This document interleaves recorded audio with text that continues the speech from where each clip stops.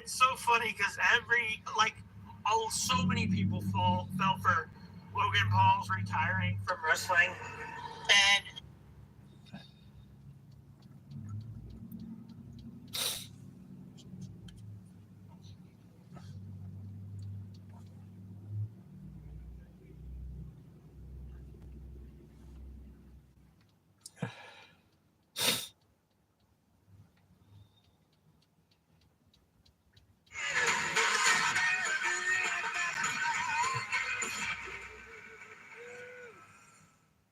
Oh, you Americans are hilarious. You think the government actually cares about you? They just got caught red-handed.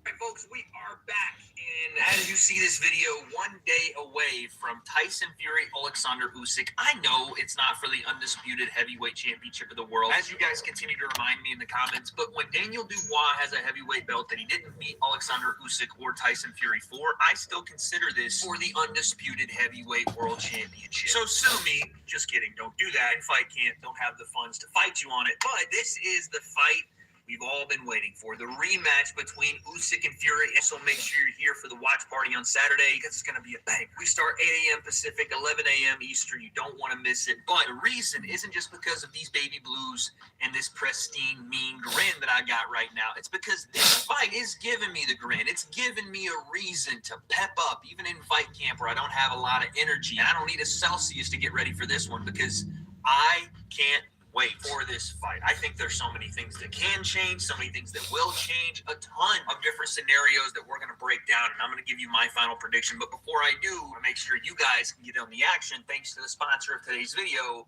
DraftKings. That's right, guys. DraftKings is the place to be. Time. Who wins the rematch? I think a lot of it is based off what happened in the first fight and also what didn't happen that first time around. The breakdown. Let's go. Let's talk about what happened in this first fight.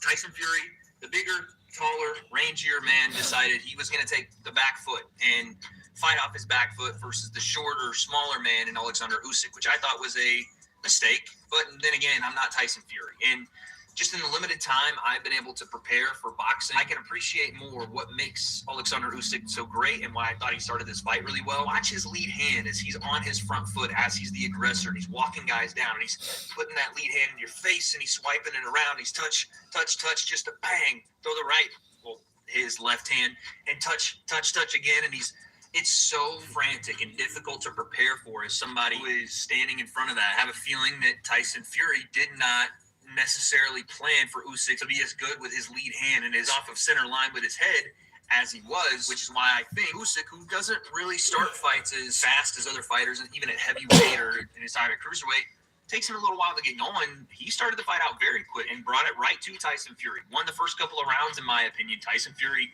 did come back and win either rounds 3 through 6 or 4 through 6, depending on how you looked at it. Regardless, this was a battle of conflicting styles where the bigger, taller, longer fighter was fighting off the back foot, not necessarily utilizing his range as much with his jab to begin the fight. And Usyk, again, walking him down, hitting him with big shots to the body upstairs.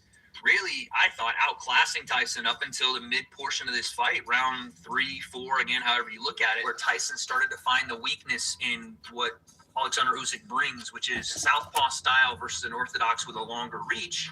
Tyson gets his uppercut and still remains relatively safe as long as he's at jab range. Go back and watch Tyson landed his uppercut. Look at the range at which he lands it at. It's frame, jab, frame, keeping that jab. And then as soon as Usyk attacks, whether it's with that lead hand, his leaping hook, or the big overhand left, whatever it is, he ducks that head underneath his shots to protect him, obviously, from straights and overhands from Tyson.